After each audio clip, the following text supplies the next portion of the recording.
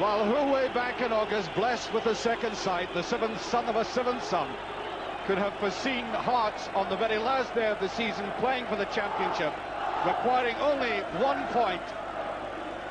Comparing that with the disastrous start in August, and yet that, I think, underlines the great achievement of the Edinburgh side.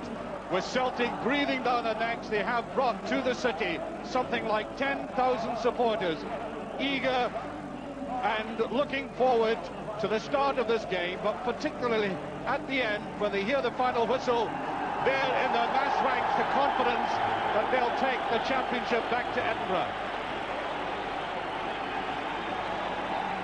Well, there's a marvellous atmosphere inside here, and I'm sure it's affecting both sets of players, but oblivious to it all is the referee, Bill Crombie, from Edinburgh.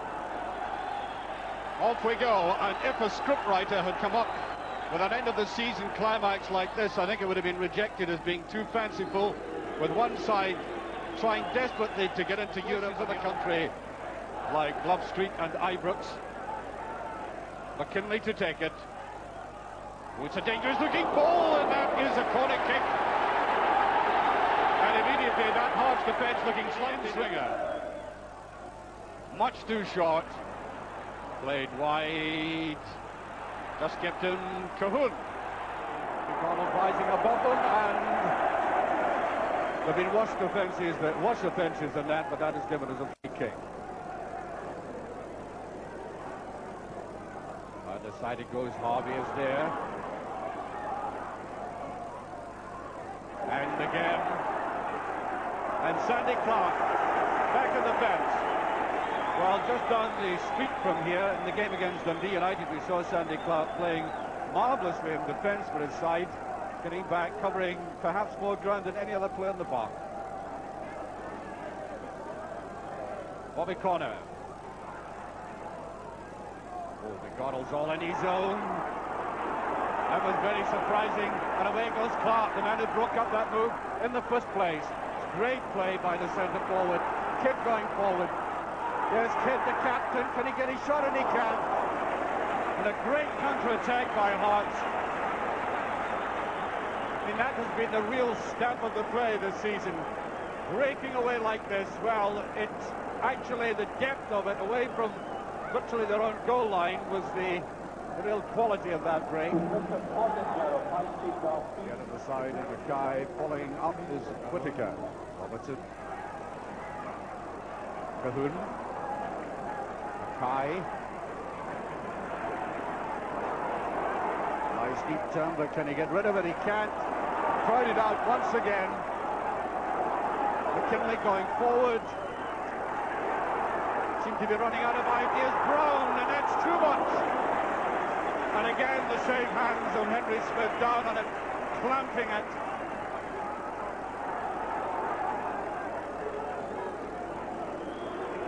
Very good break by McKinley. The game is needing that kind of break and depth from defence as McKinley provided.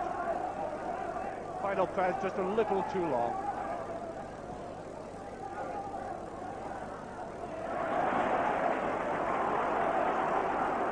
Here's Harvey though. That's an interesting training for both sets of players. Marginally more so for Hearts, I would have expected. And there it goes, in fact, coming rather sooner than we expected, but that is the half-time whistle. And when the Hearts go off the field here, they're going to be met by the news that Celtic are leading by 4 goals at Love Street. And if that first half hasn't been hard for Hearts, and it certainly has been, then this second half is going to be even more draining. I would expect that although they have the ability to hold out, maybe the tactics would be to try and get one very quickly in that first part of the second half, and thus ease the pressure. It's been a very nervy afternoon, and that is exemplified by the fact that there's so few chances near goal. But at this moment in time, even though it's still nothing each, and Celtic are well in front, Hearts technically are still in the driving seat.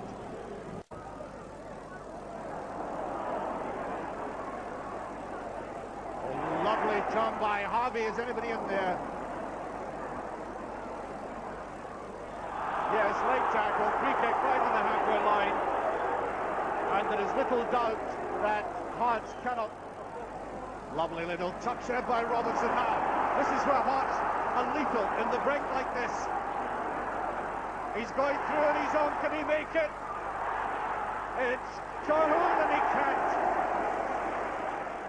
And we're getting the substitution as Albert Kidd comes on. And McKinley going off with about 16 minutes of this second half play. One more midfield player is on. And he'll be going forward.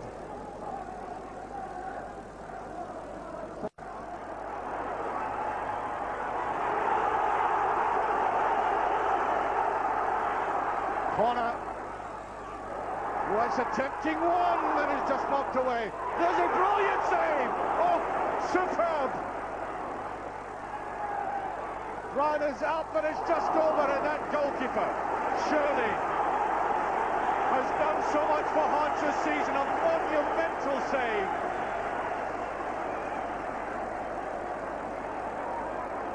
Just watch this. I've already said he's had the save of the season from Malpas, but look at this. And it was blind, it was late, and he gets a touch, and that is superb.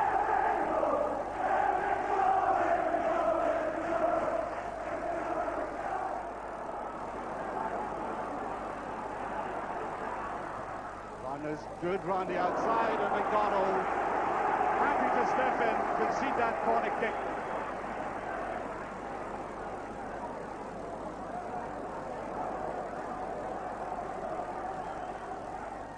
Swinging in and swinging in very dangerously. There's a goal!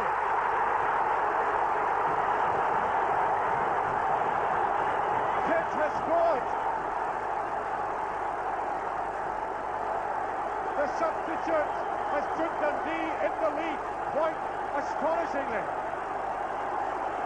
And there is but 7 minutes remaining of this match.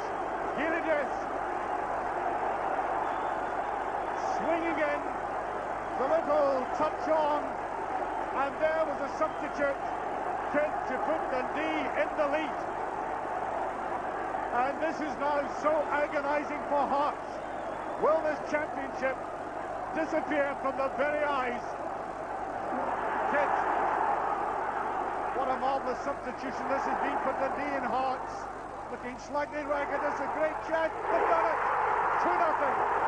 A brilliant goal by Kidd, his second, and Hearts were in abject misery, while the Dundee supporters are celebrating a quite astonishing victory now because there are only 4 minutes left, and that was a superb goal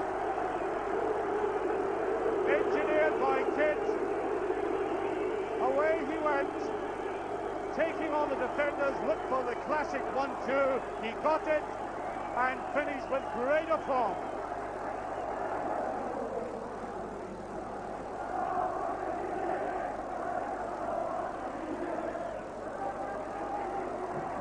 And it goes to Duffy.